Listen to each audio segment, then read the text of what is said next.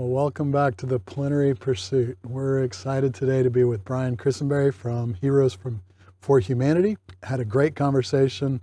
Excited for you guys to see it. Thanks for joining us.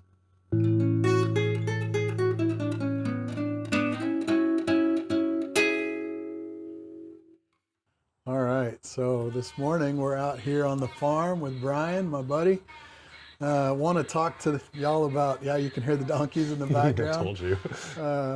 Right on cue. But want to talk to you this morning mostly about Heroes for Humanity. Okay. But obviously we're going to take this conversation wherever it goes. So, Brian, tell us a little bit about you, what you do, your family. What do we want to know? Sure. Okay. Well, you've already said my name's Brian Chrisenberry. We're on Agape Farms right now. We've been here for about, going on 7 years now.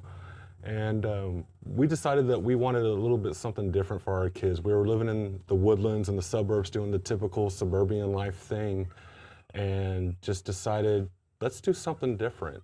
We wanted to have something where our kids had like a little bit of a work ethic built into their daily lives outside of just kind of normal clean your room, brush your teeth, take a shower kind of deal. Yeah. And there's just something wholesome about being in God's creation on a daily basis that we just feel was really important for our family. And so we did that. We sold everything, found this place, and that was pretty much a God thing. We just stumbled upon it. It wasn't on the market yet. And we have a realtor that's a good friend of ours, and she's like, oh, it's listed, but it hasn't really been pushed out. And so we looked at it and immediately fell in love. And so the next day I come out to just kind of scope things out again, and then it's crawling with people. And I'm like, oh no. And so I tell Brandy about it, and she's freaking out thinking we're gonna lose it because we had no money at the time. And so she came out here, and then we have some ponds in the back, and she just sat out there and cried and prayed and said, God, if you want us to have this, I swear this will be your farm. We'll dedicate this to you. And we ended up being able to purchase it. And that was a whole God thing in and of itself. The man that owned this property before was named Mr. Watley. And so any private property that is still owned in the National Forest was owned by that family. Yeah. So back in the day, the government offered people property to go and kind of like settle the West, so to speak. And they were one of those families that did that. And so they ran cattle out here and everything else. And then later on, the government decided they wanted to purchase that land back to create a preserve, the Sam Houston National Forest. And so a lot of those people sold their land back to the government, and the Watleys did not. And so for decades after that, even though it was National Forest, they were still running pigs and cows and everything else through there. And he was a Depression era kid, and so he never threw anything away. In fact, that barn is built out of an old railroad bridge that they were tearing down, and he asked if he could have the lumber, and they gave it to him. And so put it to good use. He built it. So when we bought this property, to be honest, as beautiful as it was just covered in decades of collections of things. Yeah. And we kind of scavenged through it and kept what was useful and got rid of the rest, and we still have it over there. We call it Agape Depot. So if I ever need a fence post or a T-post or wire, it's over there probably. It's all there. So it's there. And so that's how we got out here. And it was actually a blessing because it wasn't long after that COVID struck. And by that time we had the property pretty well cleaned up. We started getting more and more animals. And so with the lockdowns, when everything was closed, nobody had anything to do, we opened it up for farm tours. And so, like I said earlier, we had people coming from Louisiana, Beaumont, Austin, all over the place. And just to get outside. Just to get outside and be with nature. And it was so great because you would see dads just laying out in the grass with their kids, for hours. And so that's really how we ended up with so many different species of animals out here, because we just wanted to make it fun for people that came out and not just see like a cow or a pig or a chicken. So now there's alpacas and emus and peacocks and all manner of strange menagerie out here. So that's what brought us here. And so you have how many kids? We have 3. So my oldest is 15, my middle daughter is turning 11 this month, and my youngest, Rowan, is 6 and at a baseball game right now. Right. So yeah, and they were all, Rowan was basically born on this farm. We pulled Cannon out of public school when he was in 2nd grade, And my daughter Tassin and Rowan have never been to public school. We've been homeschooling since then. Yeah. So yeah. Good Which deal. was, I mean, honestly, more out of necessity than anything else. I needed help out here because it's a lot to manage. And so my son's always been a great help.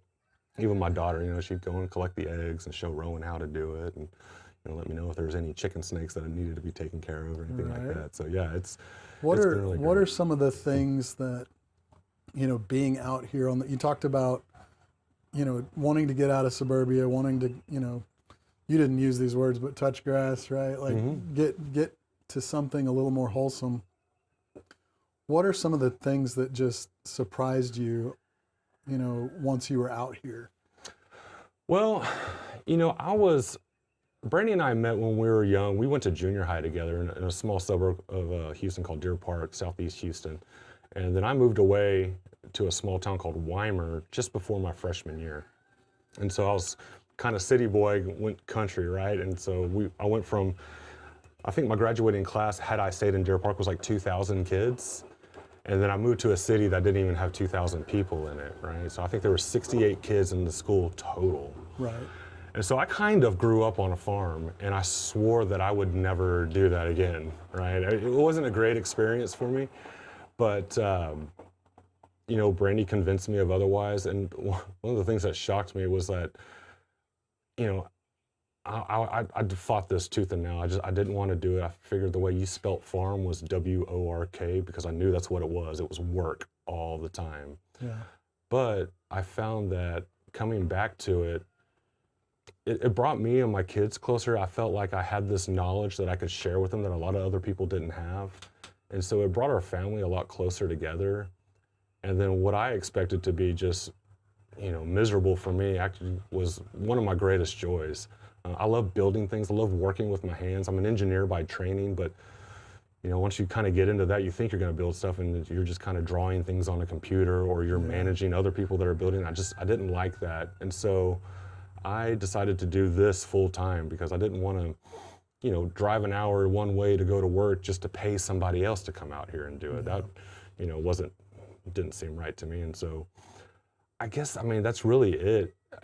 It got me grounded. It's kind of solidified my relationship with Christ, just being in his creation all the time. It gave me time to be with my kids and to also have them experience that. And there was just so many lessons that you can learn on the farm that could be awkward conversations normally, right? But when the kids see like where little baby lambs come from and baby, you know, pigs and stuff, they're like, they know, you know, it's literally the birds and the bees right in front of their eyes, and it doesn't have to be weird, right? So that's been a huge blessing in and of itself, right? So yeah, I really love it for those reasons. That's good. And so you guys, you know, like I said, we're going to talk about Heroes for Humanity in a minute, but what has been your journey to, you know, participate in not-for-profit work, right? Kingdom stuff. So, I mean, we have a few, to say the least, businesses, right? But we, like I said, Brandy dedicated this farm to God. That's why it's named Agape Farms. And so pretty quickly, as I was telling you earlier, we wanted to start a nonprofit. And so we were having meetings with our pastor and our pastor friends and other people that were running nonprofits and just trying to see, like, where do we fit in? You know, we've got this property, we've got a little bit of extra cash to throw into it. You know, what can we do? And because we were having a hard time trying to decide and pick like one ministry, one cause to really focus on. And we just didn't feel good about that because there's so much need everywhere. And one of the things that was kind of mentioned to us is like, you know, the world doesn't need another nonprofit. The nonprofits that exist need some help. And we said, okay, well, let's do this. Like, we don't want to pigeonhole ourselves into one cause. So what we'll do, we'll be a nonprofit that simply supports other nonprofits.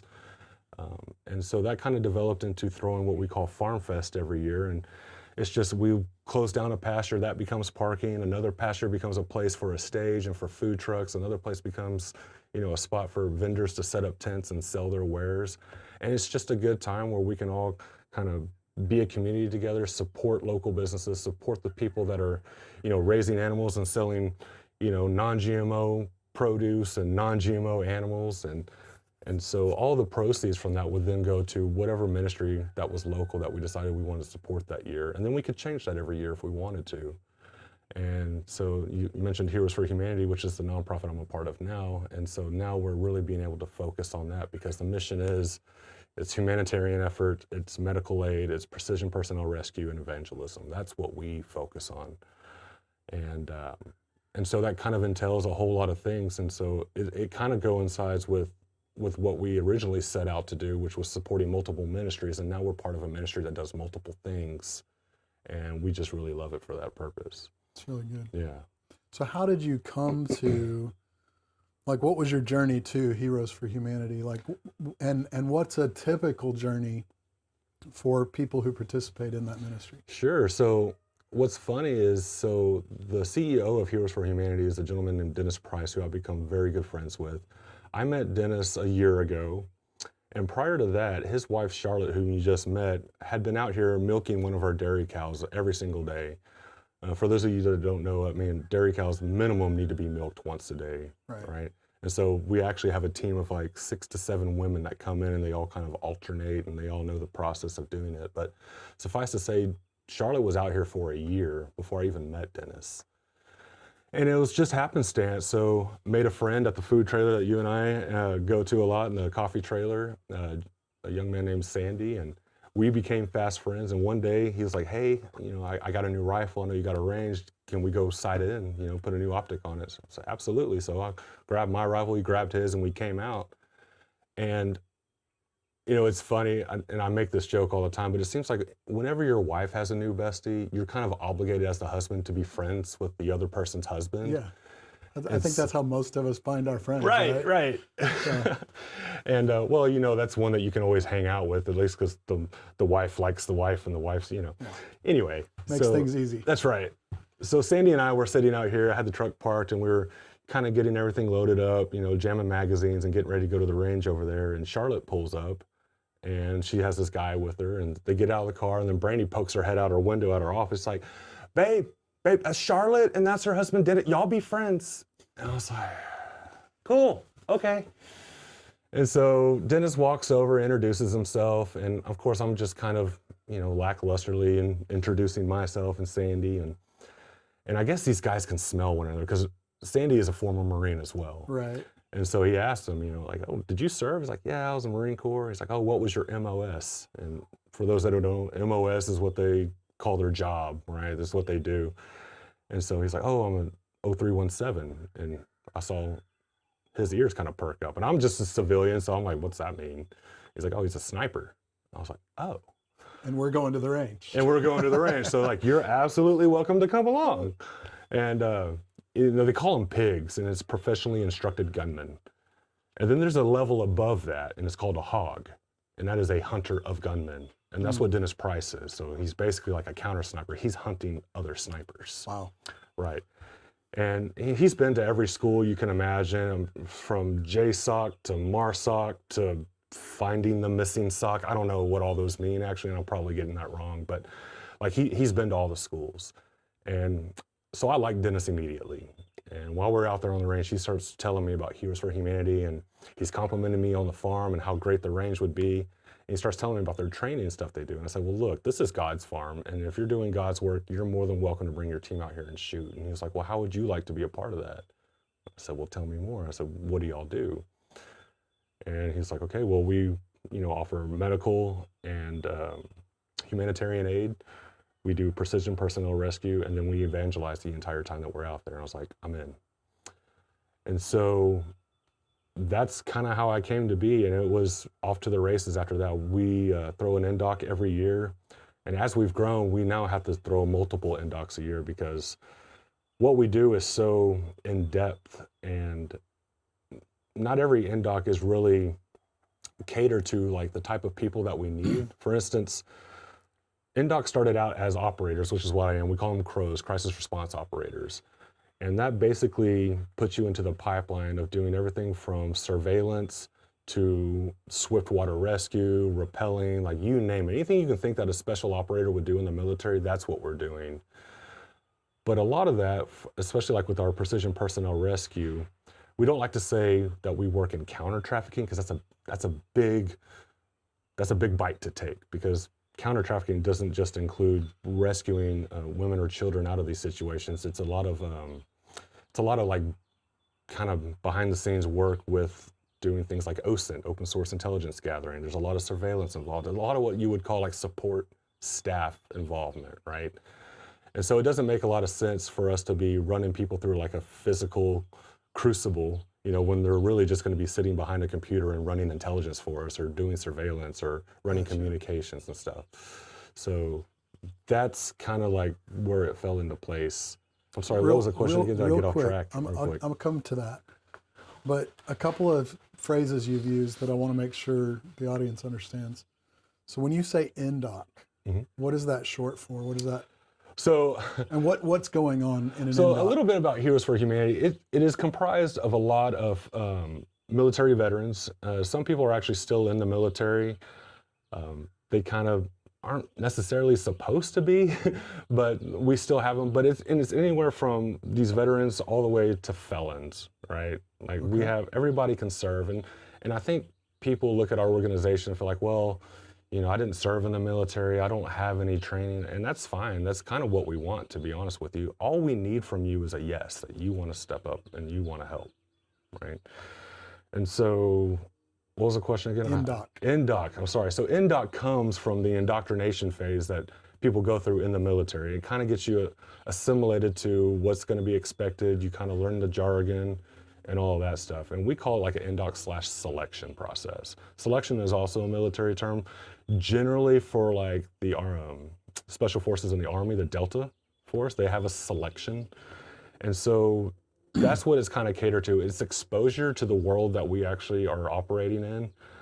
People are well aware of sex trafficking because of the movie Sound of Freedom and things like that. So they kind of know, but it doesn't really go into depth about what that really means. And I think a lot of people expect that to be something that just happens in another country, or maybe like it's happening in Chicago. No, it's happening right here in Houston, Texas. Houston, Texas is a #1 hub, not just for sex trafficking, but for human trafficking, because we have the ports, we have the border, and you have I-10 running right through it. So it's kind of the perfect storm for that stuff. So, you know, we're going to go down a couple of different rabbit trails here, but what is the involvement of Heroes for Humanity in relationship to the larger human trafficking issue? How do you mean? So like what are y'all involved with? What do you do? Are you actually rescuing people who are being trafficked? Are you are? Okay. We are. So there's probably about 500 nonprofits out there that they claim to work in the human trafficking space. Now, most of those, and I would say 98.27%, simply raise awareness, which is necessary. Like, people need to know about what's going on in their own city and stuff. But there's only 5 ministries, and we're one of them, that actually put boots on the ground and go and rescue those people out of that situation. Okay. Another one that we work really close with is called Signal, and that's the one that Tim Tebow is kind of the front man for. Another gentleman that works there is his name is Ryan Montgomery, and he is a ethical hacker. And so he's kind of the one, he's a young guy that paved the way for, you know, how do we do this in a digital space to be more effective, right?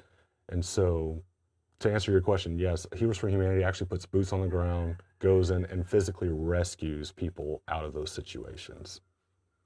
And so, you know, in my mind, when I hear that, you know, I am imagining things you see in movies, like, you know, doors busting down and all that. Is that what's happening when y'all actually put boots to the ground, or or is it more like, you know, a gotcha setup where, you know, somebody comes to the park looking for a kid and it turns out it's y'all? You know, it's all those things. And I think when people hear about what we do or become interested and want to become involved, you know, they think about that movie with Liam Neeson and Taken, like, you know, I'm a man that has a very specific set of skills, you know, and I wish that were the case, because that sounds like a lot of fun, but ideally, and those instances do happen, but if we're doing our job right, we're in and out of there before anybody ever really knows what's happening. But then there is also times where we have to set up, you know, we'll have a virtual machine and we'll get online and have what we call like a sock puppet. It's just like a fake identity, and typically it's younger women or boys is the persona that we're trying to put out there. because you can go into any Yahoo chat room as a 12-year-old girl and kind of post your age, sex, location, right? So you'll be like 12/G/TX. And within seconds, you'll have 30 DMs of men. Hi, how's it going? You know, and very candidly will tell you that, you know, oh, I'm 35-year-old male in Texas. Where in Texas are you? And so that kind of starts the investigation, right? We'll take those names and we'll run an OSINT on them and kind of figure out, you know, who's being a creeper, who's like a real high threat, and kind of move from there. So it's a variation of all of those things. And like I say, kinetically, we want to try to avoid that as much as possible because we are a nonprofit. Now, some of our members are law enforcement, some of them are with DHS or HSI or FBI, some of them their own PIs, which is a huge resource for us because, you know, those people have access to databases and systems that we just simply don't.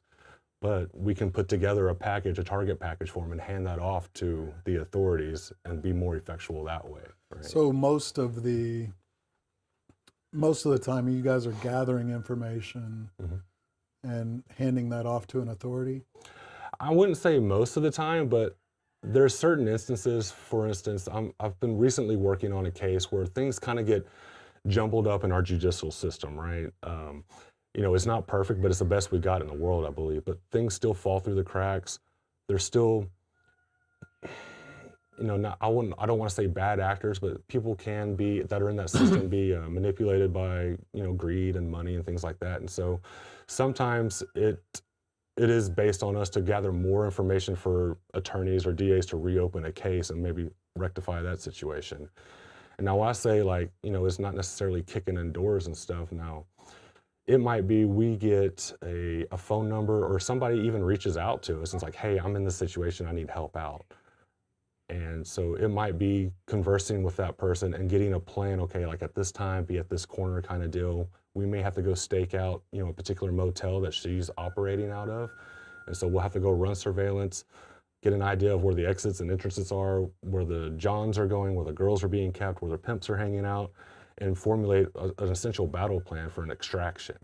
And again, the idea is like, we don't want to have to go in there. We don't want to have any bullets fired. We don't want anybody to be in danger. And so we painstakingly go through and produce a plan to get people out. And like I said, 9.9 times out of 10, they never even know we were there and the girls are just gone. And that's ideally what we want to see have happen. That happens more often here in Texas. So California is another really bad spot where sex trafficking happens. And there's a place called Figaro Street. And you can drive down there and they have an understanding with law enforcement, like after 10 o'clock, no law enforcement goes through there. In fact, the last person that they caught over there was burned alive in the street, and you can still see where it happened. And there's men just standing outside. There's literal dumpsters and trash cans on fire. They're standing around with AKs, and you have girls from ages 9 to 14, almost completely naked, standing outside being sold. And the sad part is that when you look, it's bumper to bumper traffic. And this is in the United States. This is in California, right? Yeah.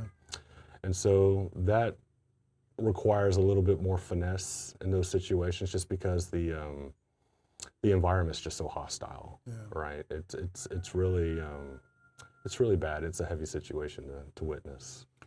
So seeing kind of the dark side of the internet and humanity, like you said, bumper to bumper, waiting for these children to be sold for a night or for whatever.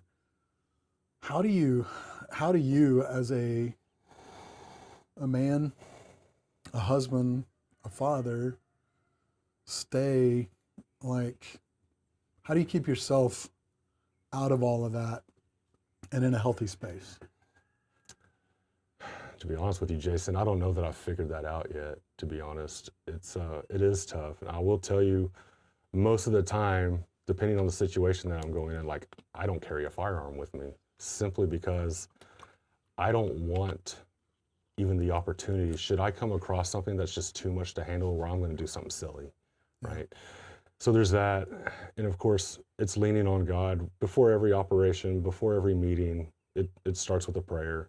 And it ends with a prayer, because if it doesn't start with God, it doesn't end with God.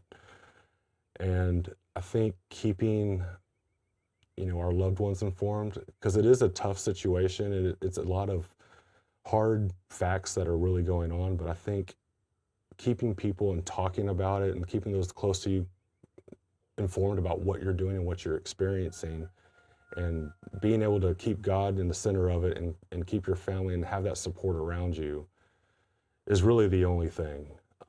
It can be daunting at times when you think about it. It's the largest commodity in the world. I mean, it's billions of dollars every year, and it's just like, what are we doing, And Brandy and I will sit there and talk. She's like, well, how can we, maybe if we do this and do that.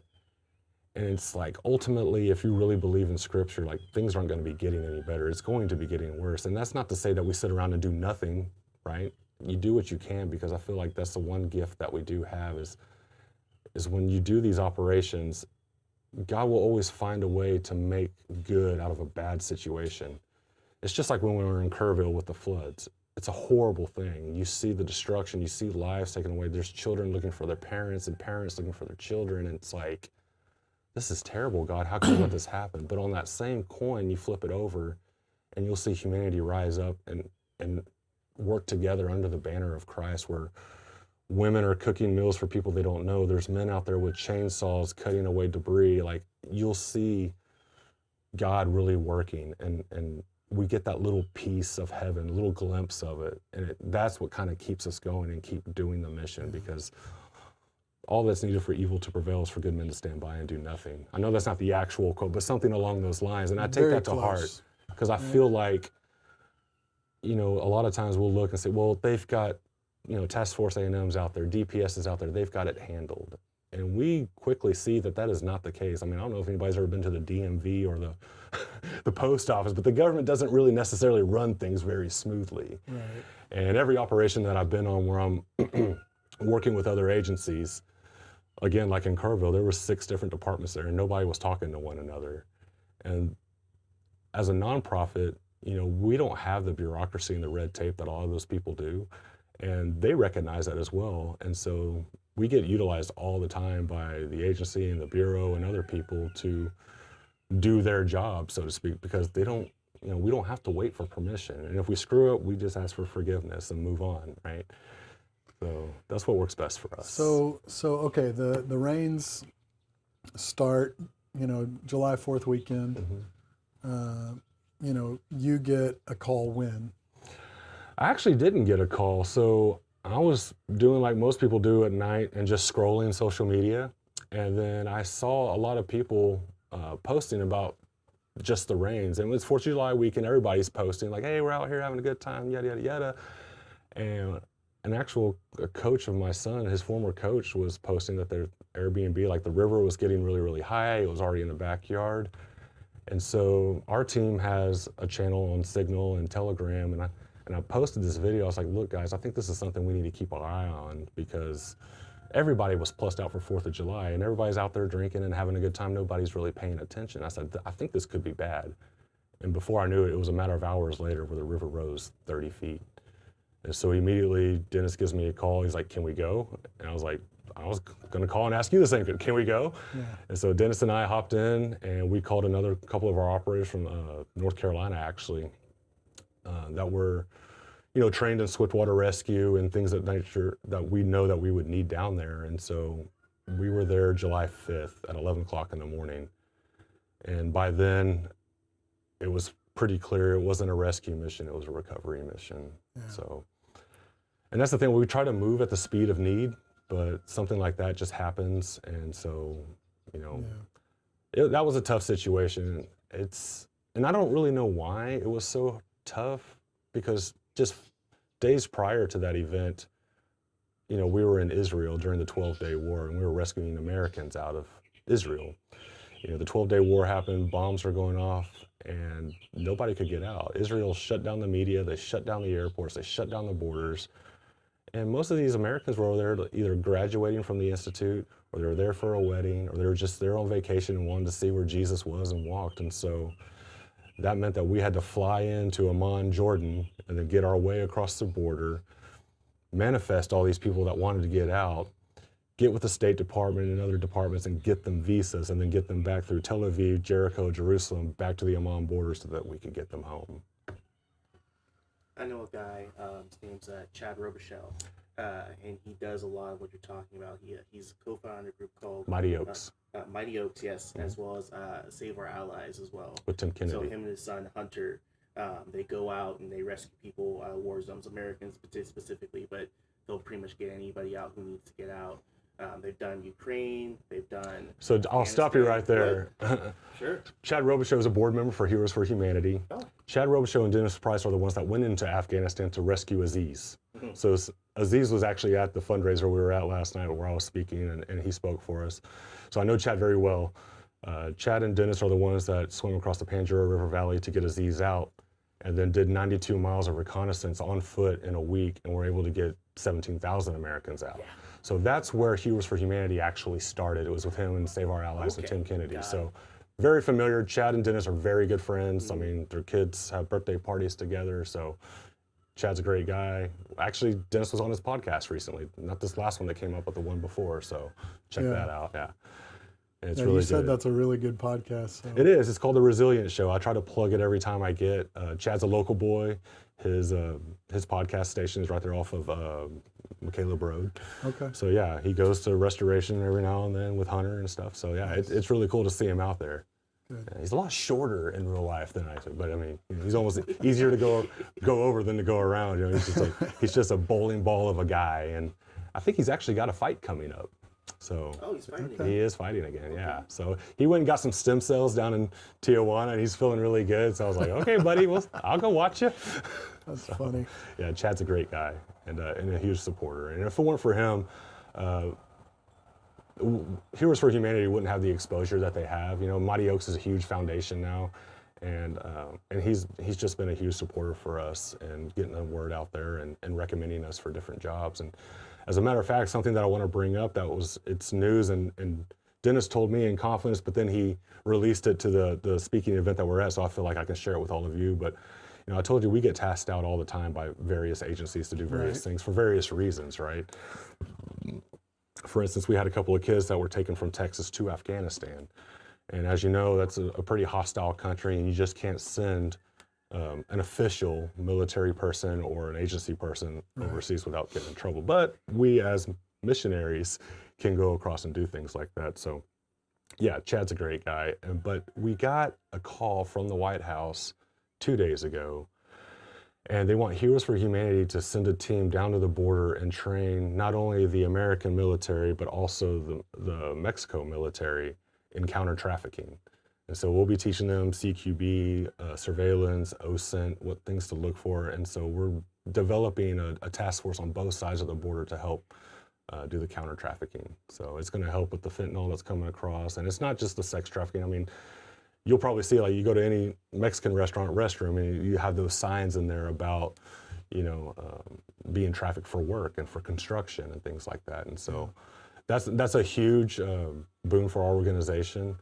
It's something we would totally go down there for free, but the military is, you know, the government is paying for us to go down there, which is fantastic because, you know, up until recently, we've been operating on the widow's mite. We stretch a dollar a long way. Like I went to Israel, I went on my own dime. I paid for my own tickets, and I just kind of stepped out in faith. And God, you know, true to his word, stepped up. And nobody's ever been out of pocket for anything for very long. He always kind of comes through.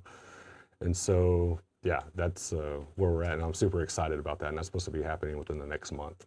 And so myself and Dennis and a few other key operators will be down there. It's supposed to be about a 60-day type of deal. Okay. And so we'll probably be rotating it. And I don't know that anybody can actually stay down there that long, but we haven't. I was going to say, that's a lot It's of time. It's a lot. It's a big ask, but we do have the operators with the knowledge and the willingness to go down there and do that because we can't do it alone, right? And so to have that force multiplier is just huge. And we're really excited that the kingdom's working in that kind of way. Yeah. So going back to Kerrville for a second and the recovery efforts there, and one thing that you and I talked about in the past is just how do you know when a not-for-profit organization is worth contributing to, donating to? And so not to disparage any others out there, but like, you know, if somebody's in the audience and you know, these things are forever, right? So they see this and they think to themselves, I want to contribute. How do you know that you're giving to a good organization? That's a great question. Next question. That's a very hard question, but it is a good question, and I don't necessarily have a great answer for it. You know, you really have to do your due diligence. I don't think you should, you know, come to an event where, like what we just had the other night where we're speaking. That's what the event was. It was just to tell people who we are, what we're due, and if you're about our mission, please come along. And whether that be your time, your treasure, or your talent, we could use it, right? And so I think like you just really need to do your due diligence, you know, check out the website, talk to other people. It's like anything else. Like, how do you pick a good plumber? Well, you're going to go talk to people, right? You're going to look at the plumber's website. You're going to go see and talk to people that's done work for them before. And I think that's really kind of the best that you can do. Again, it's like, and you kind of have to see like, well, what do you want your money to do? Or what do you want your time to be spent on? And so that's just kind of on you to kind of figure that out and talk to all the right people. And most of them are more than willing to share with you, you know, what they're about and what they do and what their scope of work actually is. Yeah. And I think that's about as best as you can get, you know. I know one of the things that you and I talked about shortly after you got back was just the frustration of people who show up where there's equipment, heavy equipment, and you know, there's work going on in the background, and these ministries or these not-for-profits will show up, catch some, you know, quick film, PR, and then they're gone.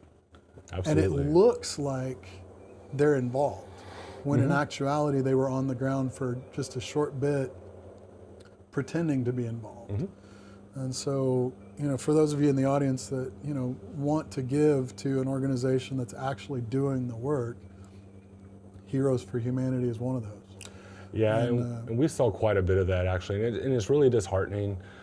And I won't throw any names out there, but there is a name that everybody knows for decades, and that gentleman is now gone, and I believe his son or somebody is running it. But they came and they parked a big trailer out there that had a QR code on it with the name everybody knows, right? It had that branding that everybody's familiar with, and then left, and they just left that trailer out there. And I know for a fact in a week they raised $350,000 for the people of Kerrville. I don't know where that money went afterwards. I mean, if they can park a trailer, raise that kind of money out there, and that money goes back to the people that need it, that's fantastic, yeah. Fantastic. Yeah. But I do know other organizations, one in particular, again, I can't say who they are, but you know, they came on, we've deconflicted in other actual war zones with them before, and I know that they were on the ground for a matter of 6 hours. They raised over $250,000, but I know that it was under the guise that, you know, every $25 is saving a person kind of thing. And those guys weren't out there doing anything. That money never went to anybody in Kerrville. It never went towards operations to save anybody or recover bodies. So yeah, that's a real thing that's out there, and it's unfortunate, especially when they're doing it under the banner of Christ. That's when I start to take offense and get really upset. But that's really not my place, you know. God will sort that out. And so, yeah. And he'll handle it far better than I will. Yeah. So when you think about, you know, the ideal, you know, volunteer for this organization, what do they have going on for them? I mean, somebody middle-aged like myself, somebody young, somebody old, like where is there a space for people to get engaged? Everywhere. So I think people see our media that's put out there, and they'll see, you know, myself or Dennis, and we're like scuba diving, or we're rappelling down a mountain, or we're white rafting down a river. I mean, when these guys were in North Carolina, the roads were shut down. No, FEMA wasn't getting there, and they're like, okay, well, they happened to find a kayak just kind of like buried in the trees, and so they pulled that sucker out and they're rafting down rivers. Do we need everybody to do that? No. One of our board members is middle-aged guy, just had a knee replacement, and he has been one of the more effectual people simply because of his job. Now, this guy is in commercial flooring. doesn't sound like a skill that you would need that can do anything in an organization like ours. But what happened was this girl that was reaching out to us, I believe she was like 16 years old. And again, they're in a situation where they can't just be on the phone talking all the time, right? They've got a pimp there that kind of manages whatever, but they do need phones because that's how they work and all that thing. So she was sending us pictures, but we couldn't triangulate the phone because it was a burner phone. But when he saw that picture, he goes, I know exactly where she's at. And we said, why? He's like, I sell that floor and we only sell it to one hotel and I know exactly where she's at. So just his experience in his for-profit life, he knew, hey, that type of floor, I sell it all the time and I sell it to a Scottish Inn. That's where she's at. And sure enough, that's where she was.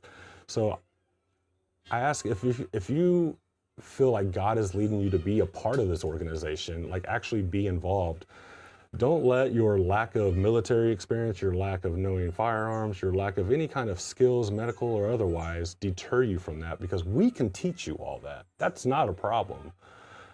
But we can't teach flooring. You know, we can't teach some of these other things. Like, you just never know what God is going to use to get the mission across. And you'll find that throughout Scripture, God wasn't calling the people that were just set up for it, right? He developed them along the way. And all of our testimonies are kind of the same way.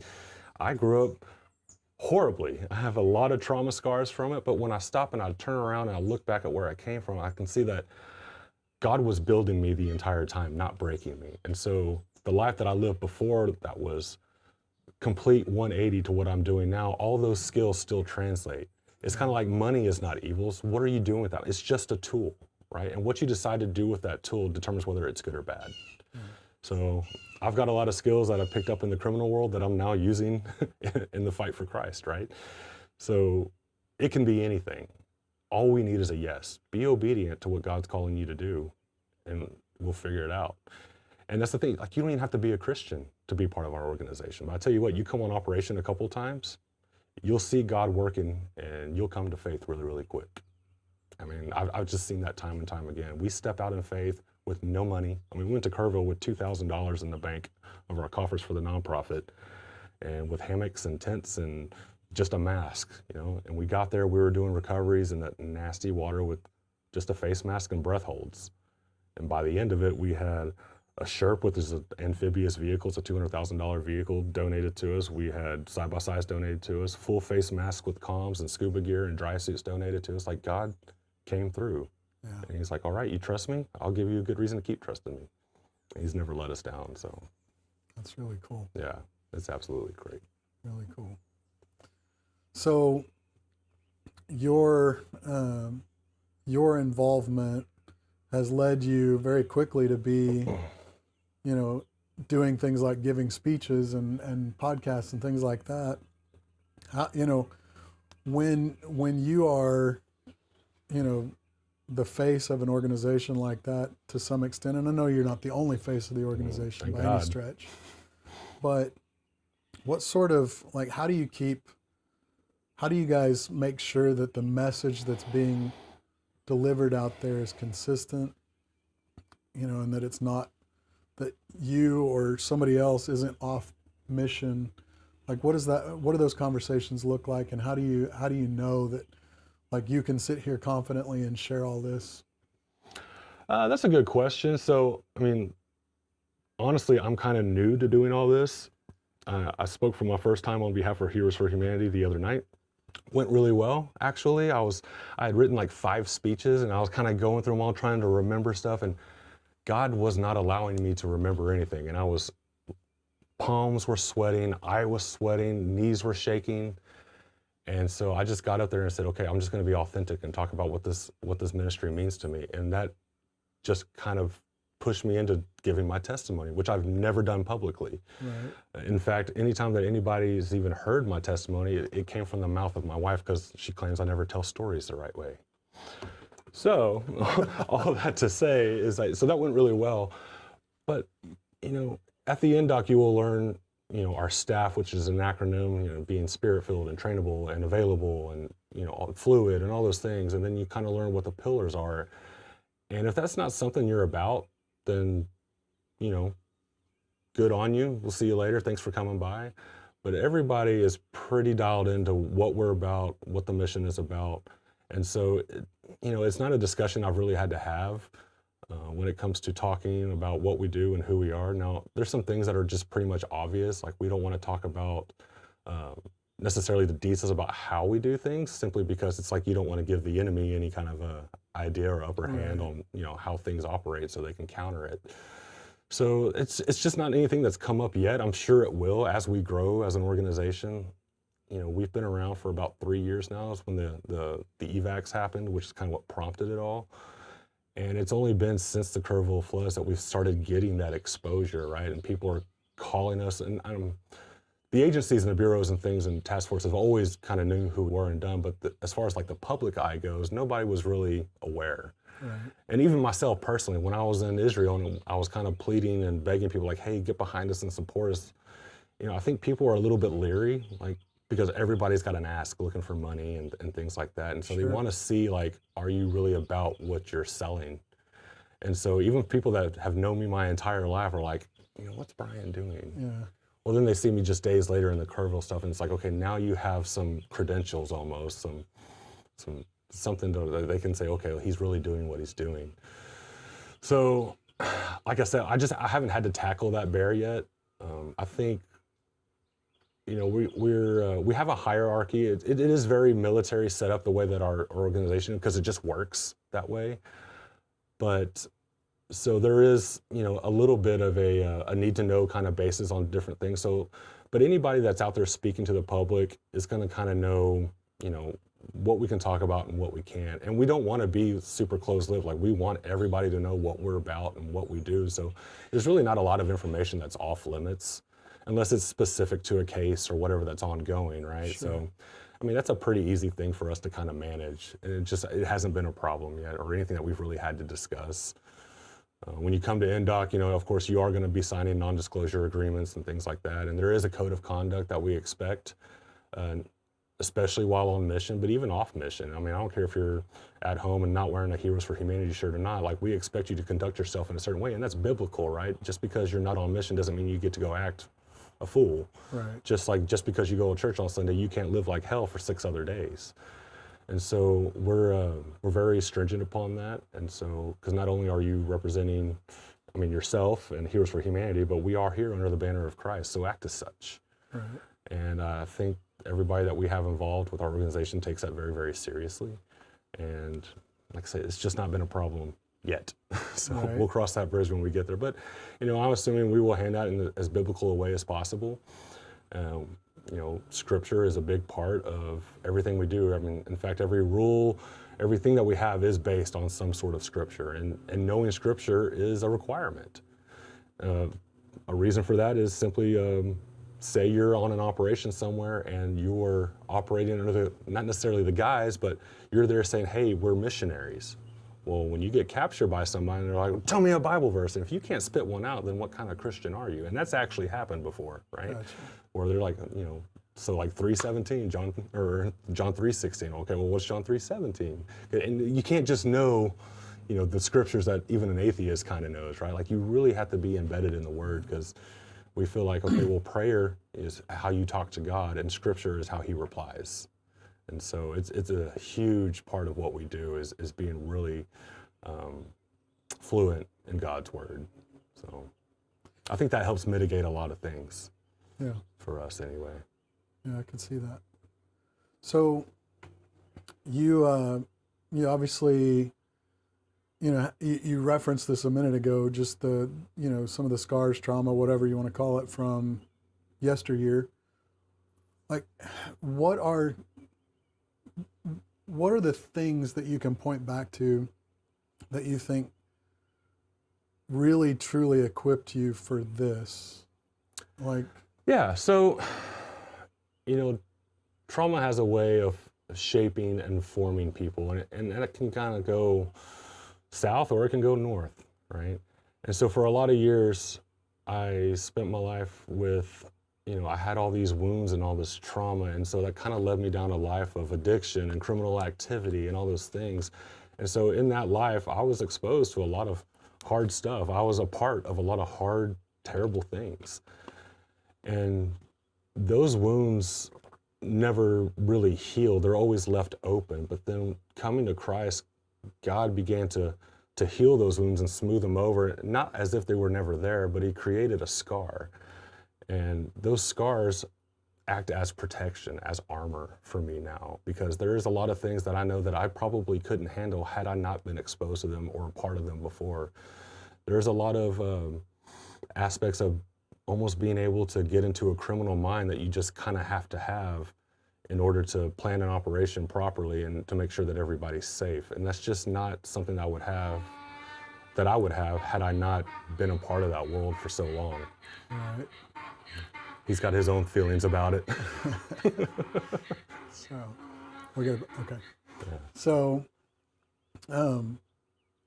yeah, I can appreciate that. The next question that I want to ask is going to kind of veer off in a completely different direction. We've talked, I mean, obviously you've got the farm, you've got, Heroes for Humanity, you've got a lot of other things that you're involved with and have been involved with for years, one of which is baseball, right? So where did the love of baseball come into play? Like, and what do you do with that, today? Like, how do you? So I love baseball, like you just said, and I didn't always love baseball. I didn't grow up playing baseball. In fact, I didn't grow up playing any sports. I was a martial artist. I did martial arts. And a lot of that just came from, feeling like I needed to protect myself, right? Because everybody that was supposed to love me and take care of me failed miserably in that regard. And so in my mind, like, I was training to not allow that to happen again. Right. So you fast forward, I come to Christ, I get married, we have a child, and so my oldest son at the age of 12 decides, I want to play baseball. I'm like, cool, great. So we go play Little League, and he is awful. I mean, really, really bad. So Cannon and I, my son, we started getting on YouTube and finding drills. What can we do to make him better? Because, like, he didn't need to be the best kid. He just didn't want to be the worst kid on the team, right? He's like, I don't want to be the reason we lose. Fair enough, right? And so that kind of started this journey of learning baseball. And it was so much bigger than that. I was for it. Same reason, like, we wanted this farm was to instill, like, a work ethic and respect for animals and just, nature. But baseball is a game of failure. I mean, it really is. I mean, you get up to the plate, and if 7 out of 10 times you miss that ball, well, guess what? You're in the Hall of Fame. That's awesome, And so it teaches kids resilience and work ethic in and of itself too. But what's great about baseball, and I think really why I love it so much, is that, those scars that we were talking about created, almost, I would say, like a shell around my heart where it was kind of hard for me to be soft, right? I had this kind of calloused heart. And Cannon being my firstborn, he didn't come with a manual. I don't know what I'm doing, and my walk with Christ was very, very new, and so I'm still stumbling along. I'm still stumbling, right? Like, the sanctification process is not over. Right. But what it did, though, because I was so hard on my son at first, like, it built our relationship in a way that I don't think anything else could have, right? I wanted, for the first time, for him to see him on that field and struggle. It just broke me for whatever reason, and I didn't want that for him. And I guess maybe that's, the 12-year-old boy that I knew, I could relate to that. And so baseball just became one of those things that, like, brought my son and I closer together, and it was something that we could bond under. And then just to see him grow through it, I wanted to share that outside of just my own family. And so I got certified through Driveline to be a pitching and batting coach. Cannon loves to teach people as well because he was there, and so it's great to kind of see him become a mentor to some of these kids. He got picked up by a select ball team simply because of his size. He had a tryout, he was terrible, and then we didn't hear back from him. And then a week later, the owner of the team says, hey, how would Cannon feel about being my 13th? I don't know that he'll play a lot, but he's huge, and I can't teach size. I can teach everything else. Right. And so that really kind of started our journey, doing batting lessons and pitching lessons. And now, he's 15, he throws 84 miles an hour. He's got a 460 batting average. I mean, the kid is just a stud.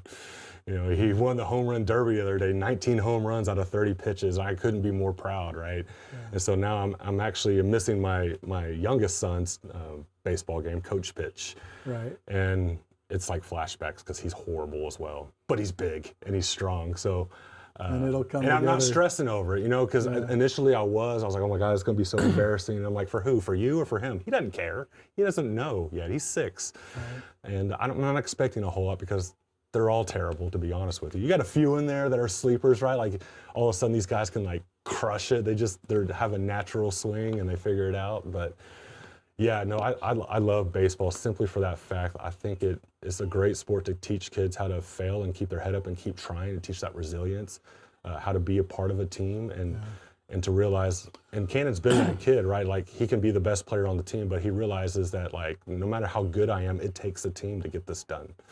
And so it teaches him to not be mad at the players that are bad and not doing the thing. Like he goes and he helps them. And just to see him mature in that kind of way, and to see how baseball can really develop kids. And you know as well as anybody else how baseball or something similar can do so much. What's the Run Home Kids? Run Home Camps. Yeah. Run Home Camps. So like, tell me a little bit about that again, because I know we started to get involved, and then I ended up having to go to Israel, and I missed it all. But we had the softball tournament, which I'm still have a pulled glute muscle from, as I'm still a nurse. You're welcome. I mean, yeah. I'm so old. So that Run Home Camp is a camp we're actually going to be interviewing The founders?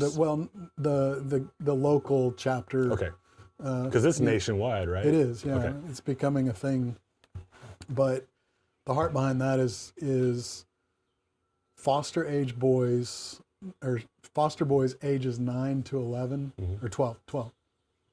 And the idea is to get them an opportunity to play ball, right, in a structured way. And it's the coolest thing. Talked earlier about God showing up and doing stuff. The way that these boys show up, you know, they've not had a chance, many of them, to ever play anything organized. Right. Some of them have, but most of them never thrown a ball very far, swung a bat, been in a batting cage, any of that. And it's wild to see over the course of 1 week, not even a full, 7 days, these boys go from, not knowing which hand to put the glove on to absolutely smoking the ball and, just ripping hits. And I have to assume it's much like Heroes for Humanity. Like we don't have a bunch of tier 1 operators, and I'm sure you don't have a bunch of ex-MLB coaches and scouts teaching these kids, right? It's normal guys. It's just dads and who said yes and are being obedient. Come on, man. Doesn't get better than that. It's good stuff. It is good stuff. Well, Brian, thank you for spending time with us this morning. Absolutely.